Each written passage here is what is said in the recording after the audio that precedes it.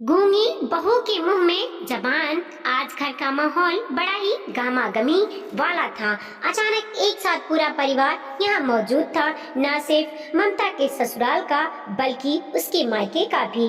वो परिवार जिसके सदस्यों के पास बिल्कुल भी वक्त नहीं था, आज अचानक यहाँ सब इकट्ठा हो गए थे। ममता की परेशानियों को न सुनने वाला परिवार आज सिर्फ एक फोन कॉल पर ही अपने अपने घरों से निकलकर यहाँ आ गए। जिसे जो मन में आ रहा था वो बोल रहा था। ससुराल वाले अपनी तरफ से शिकायत करते और मायके वाले अपनी तरफ से जवाब देते। दोनों तरफ माहौल गर्म था। सब उसे बड़े से हॉल में बैठकर अपने मन की भड़ास निकाले जा रहे थे और ममता वो एक कोने में चुपचाप खड़ी होकर सबकी बातें सुन रही थी।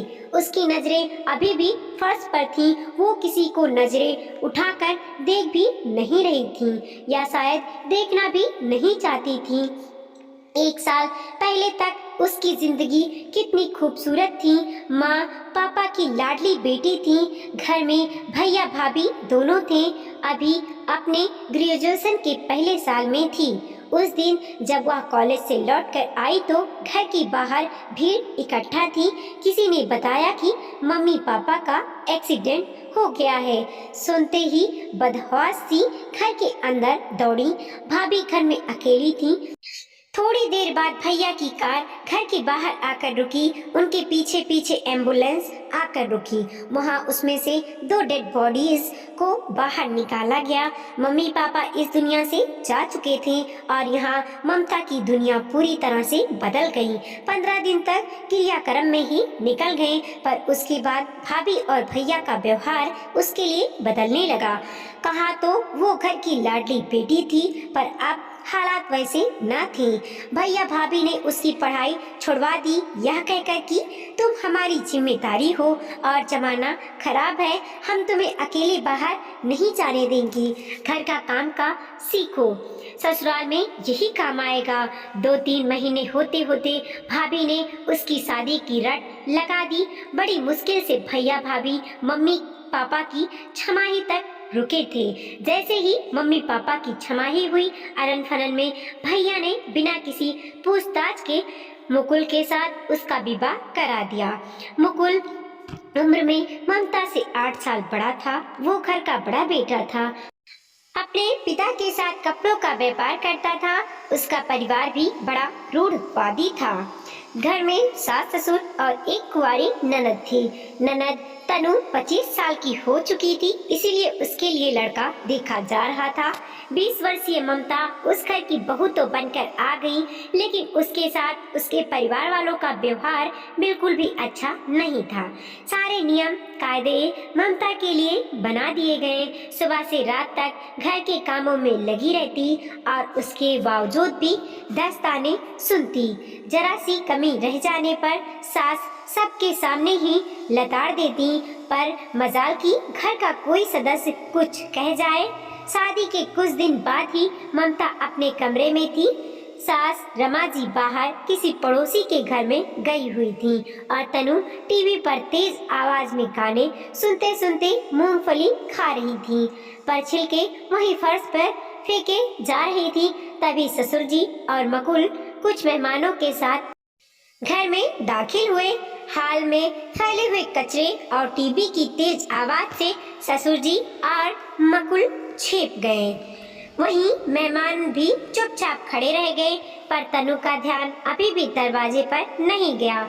मुकुल ने 1-2 बार आवाज लगाई, लेकिन तेज आवाज में तनु ने सुना नहीं। ससुर जी ने इशारा किया तो मकुल ने जाकर टीवी बंद कर दिया। तब जाकर तनु का ध्यान उसकी तरफ गया। आखिर सकपकाती हुई वहाँ से उठी और कचरा ऐसे ही छोड़कर कमरे में चली गई। मुकुल अंदर ममता को बुलाने चला गया और ससुर जी मेहमानों को लेकर बरामदे में खड़े हो गए। ममता ने फटाफट जाकर हॉल की सफाई की। तब मकुल मेहमानों को अंदर बुलाया। इतने में रमा जी भी पड़ोसी से आ गईं। चाय नाश्ता कर मेहमान वहां से चलते बने, लेकिन उसके बाद ससुर जी ने रमा जी को सुनाने में कोई कसर भी नहीं छोड़ी। जब तुम्हें फोन करके कह दिया था कि घर में तनु को देखने मेहमान आने वाले हैं, तो घर की सफाई तो रखनी चाहिए थी ना। तुम लोगों की बेवकूफी के कारण कितनी शर्मिंदगी उठानी पड़ी। रमा जी ने कहा, अरे जब आपने फोन किया था तो पड़ोसी के घर पर थी, पर जब मैं यहाँ से गई थी तो पूरी साफ सफाई थी।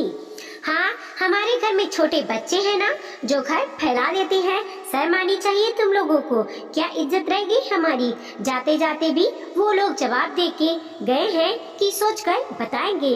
भला ऐसी फूहड़ घर की लड़की को कौन अपनी बहू बनाएगा? ससुर जी तो सुनाकर वापस अपनी दुकान पर चले गए, लेकिन रमा जी तनु पर गुस्सा करने की जगह ममता पर गुस्सा करने लगी।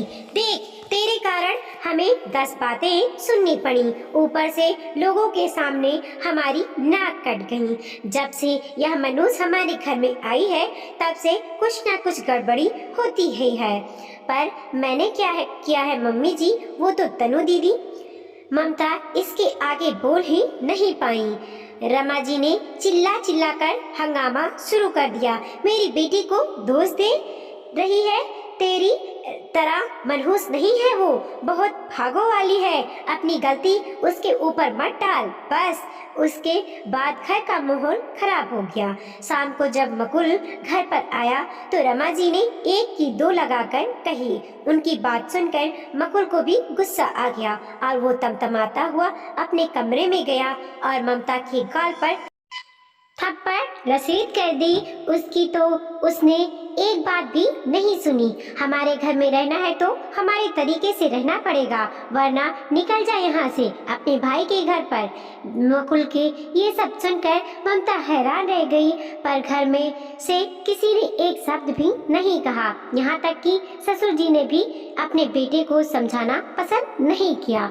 ममता ये बर्दाश्त नहीं कर पाई और अपना सामान पैक कर अपने मायके रवाना हो गई। उसे पूरी उम्मीद थी कि भाई तो उसका साथ देगा, पर यहाँ सिर्फ एक कोरा झूठ साबित हुआ। ममता को अचानक मायके के दरवाजे पर देखकर भाई भाभी तिलमिला गए। भाभी ने तो घर में उसे घुसने भी नहीं दिया। वही दरवाजे पर खड़ी अपनी ननद पर चिल्लाती हुई बोली, अरे अपने ससुराल वालों से लड़ झगड़ कर आ गई तुम? जिंदगी भर क्या हमारी छाती पर ही मूंग दलोगी?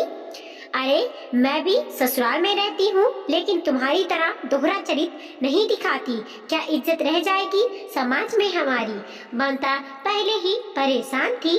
भाभी की बात सुनकर उसे रोना आ गया। उसने कुछ कहना चाहा, लेकिन उससे पहले ही भाई बोला, देख ममता, हमने तेरी शादी कर दी है, अब जीना है मरना है, जैसे भी रहना है तुझे तेरे ससुराल में रहना है, हमें माफ कर। कहते हुए भाई ने ममता के सामने हाथ जोड़ लिए। उसके आगे ममता कुछ कह ना पाई। इसके आगे तो ममता को कुछ सूझे भी नहीं पाया। वो तो दरवाजे पर बुत बनी खड़ी रह गई। थोड़ी देर बाद भाई अपनी कार में बिठाकर ममता को वापस ससुराल छोड़ आया। रमा जी ने बड़ी ही कुटिल मुस्कान के साथ उसका स्वागत किया। बस वही एक लम्हा था जिसने ममता के स्वाभिमान के टुकड़े टुकड़े कर दिए, साथ ही उसके ससुराल वालों के हाथ हमेशा के लिए खोल दिए। अब तो उसे परेशान करने में रमा जी कोई कसर नहीं छोड़ती। बहुत गई थी ना भाग कर, क्या हुआ? मायके वालों ने धक्के मारकर खुद ही छोड़ दिया। ममता सुनकर चुप रहने के अलावा कुछ भी नहीं कर पाती। अब तो आए दिन मुकुल उस पर हाथ उठाने लगा था। जानता था कि ममता जाएगी तो कहीं भी नहीं। अब तो घर की चक्की में पिसने के अलावा उसके पास कोई रास्ता नहीं था। लेकिन आज ममता के माता पिता की पुण्यतिथि थी। ममता को रहकर उनकी बड़ी याद आ रही थी, पर फिर भी घर के काम तो करने ही थे, इसीलिए चुपचाप अपने काम में लगी हुई थी। शाम को सब खाना खिलाने के बाद ममता ने गैस पर दूध गर्म करने के लिए रखा और वहीं रसोई में खड़ी हो गई। खड़े खड़े ही उसे अपने माता पिता के साथ वो दिन याद आने लगे जब वो उनके साथ बड़ी खुशी खुशी रहती थी। मन में ये विचार आने लगे कि आज मम्मी पापा जिंदा होते तो उसकी जिंदगी कुछ और होती। वो तो अपने ख्यालों में इतना खो गई कि उसे यह भी ध्यान नहीं रहा कि गैस पर चढ़ा दूध उबलकर बाहर गिरने लगा है। इतने में रमा जी रसोई में आ गई। हालांकि दूध थोड़ा बहुत ही उबलकर गिरा था, लेकिन उन्होंने इसी बात का हंगामा कर दिया। ये दूध क्या तेरे मायके वाले रख कर गए हैं यहाँ पर? पैसे नहीं लगते इसके जो नुकसान कर रही है? मम्मी जी, वो आज मम्मी पापा की पुण्यतिथि थी तो इसीलिए उनकी याद। ममता ने कहना चाहा पर उससे पहले ही रमा जी बोली, अरे वाह, अपने मम्मी पापा की याद में आंसू बहा रही है और यहाँ जो हमारा नुकसान हो रहा है उसकी भरपाई कौन तेरे मरे हुए माता पिता करेंगे? ये बात ममता से सहन न हो पाई और वो बोली, भला मेरे मम्मा पापा को बीच में क्यों घसीट रही हैं आप? गलती मैंने की है तो मुझे सुनाइए, मेरी मम्मी पापा को नहीं। ओहो, मम्मी पापा के नाम पर गूंगी बहू के मुंह में भी जुबान आ गई। भूल गई कैसे तेरा भाई तुझे यहाँ छोड़कर गया था? रमा जी अपनी ही धुन में बोले जा रही थी। उनकी बात सुनकर ममता अपने कमरे में आ गई, लेकिन रमा जी इतनी आसानी से उसका पीछा कहाँ छोड़ने वाली थी। वो भी उसके पीछे पीछे कमरे में आ गई और आते ही बोली, लगता है अभी कुछ दिन पहले पड़ी मार का असर कम हो गया है, आज फिर से डोज देना पड़ेगा तुझे। इतने में मकुल भी कमरे में आ गया और रमा जी ने एक की दो लगाकर उसे हर बात कही। सुनकर मुकुल बोला, बिना मार खाए तो यह कभी सीधे चल ही नहीं सकती, मैं इसे अभी बताता हूँ। कहते हुए मुकुल ममता की तरफ बढ़ा और उसे जोरदार धक्का दे मारा, जिसके कारण ममता पलंग पर जाकर गिरी। मुकुल उसे मारने के लिए उसकी तरफ बढ़ा ही था कि ममता का हाथ पलंग पर पड़ी मुकुल के बेल्ट पर गया। उसने उसे उठाया और पलटकर मुकुल को खींचकर उस बेल्ट से मारा। बेल्ट की मार पड़ते ही मुकुल दूसरी तरफ जा गिरा और उसकी चीख निकल गई। आह! यह देखकर रमा जी जोर से चिल्लाई, हे भगवान, बहू ये क्या कर रही है? पर इस बार ममता रुकी नहीं। उसने उस बेल्ट से पलटकर 3-4 बार मुकुल को पर दोबारा पूरी हिम्मत के साथ वार किया। ममता के व्यवहार से मुकुल बिल्कुल हैरान रह गया था, इसीलिए अपने आप को संभाल भी नहीं पाया। रमा जी ममता का हाथ पकड़ने के लिए उसकी तरफ लपकी तो ममता ने उन्हें भी धक्का देकर एक तरफ गिरा दिया। अपने आप को संभालती हुई रमा जी चिल्लाकर बोली, मुकुल जल्दी बाहर निकल, तेरी पत्नी पर तो पता नहीं आज क्या भूत सवार हो गया है। अपनी माँ की बात सुनते ही मुकुल जैसे तैसे खुद को संभालता हुआ कमरे के बाहर की ओर भागा। उसने फटाफट कमरे का दरवाजा बंद कर दिया और आप पूरा परिवार यहाँ इकट्ठा हो रखा था। ममता के भाइयों भाभी के आने के बाद ही कमरे का दरवाजा खोला गया और ममता को बाहर बुलाया गया। अभी ममता यह सब सोच ही रही थी कि उसकी भाभी ने उसके पास आकर उसकी बाहों को पकड़कर पूरी तरह से झकझोर दिया। आखिर चाहती क्या है तू? अपनी माता पिता के साथ तू भी खत्म हो जाती तो कम से कम आज ये दिन तो देखने को नहीं मिलता। अरे लेकर जाओ इसे अभी के अभी। कितनी बुरी तरीके से मारा है मेरे बेटे को, देखो उसके शरीर पर नील के निशान तक पड़ गए।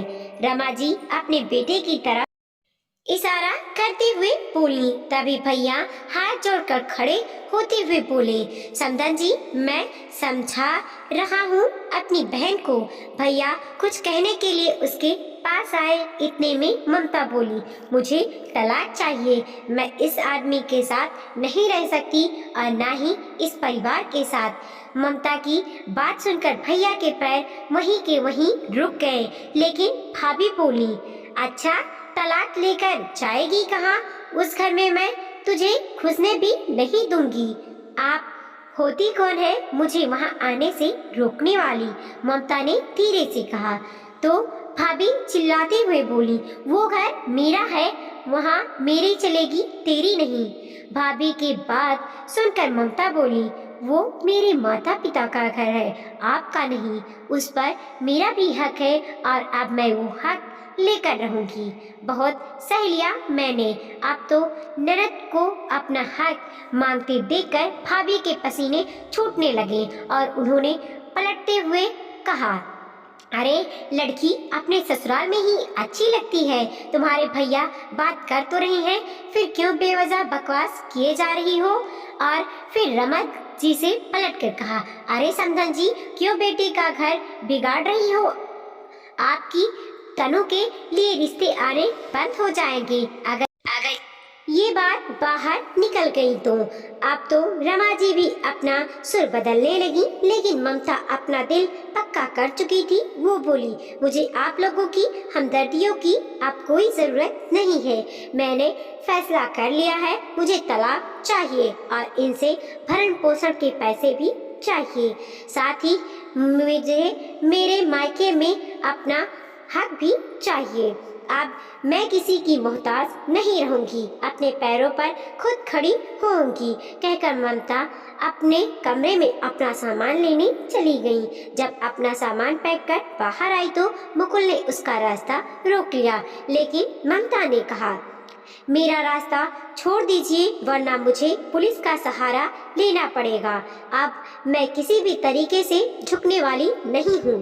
पुलिस का नाम सुनकर मुकुल डरकर रास्ते से हट गया। ममता वहाँ से निकलकर सबसे पहले सोनार की दुकान पर पहुँची और अपनी सोने की अंगूठी बेचकर पहले एक वकील को हायर किया और सीधे अपने मायके वाले घर पहुंच गई। भाभी ने दरवाजा खोलने से इनकार किया तो पुलिस की मदद से लेकर घर का दरवाजा खुलवाया और घर में दाखिल हो गई। ममता का स्पष्ट रूप देखकर भाई भाभी ने अपने आप ही घर के मकान में उसे उसका हिस्सा दे दिया, जिससे उसके हिस्से के में घर के 2 कमरे आए। एक कमरे में खुद रहने लगी और दूसरा कमरा किराए पर चढ़ा दिया। वही तलाक में आए भरण पोषण के पैसों से अपनी आगे की पढ़ाई शुरू की। साथ ही आस पड़ोस के बच्चों को ट्यूशन पढ़ाने लगी। उच्च शिक्षा प्राप्त कर आज वो खुद एक वकील बन चुकी है। वीडियो को लाइक कीजिए, कमेंट कीजिए और अपने दोस्तों के साथ जरूर शेयर कीजिए। चैनल पर नए हैं प्लीज सब्सक्राइब कीजिए और देखते रहिए मोटिवेशनल स्टोरी। मिलते हैं और एक नई कहानी के साथ।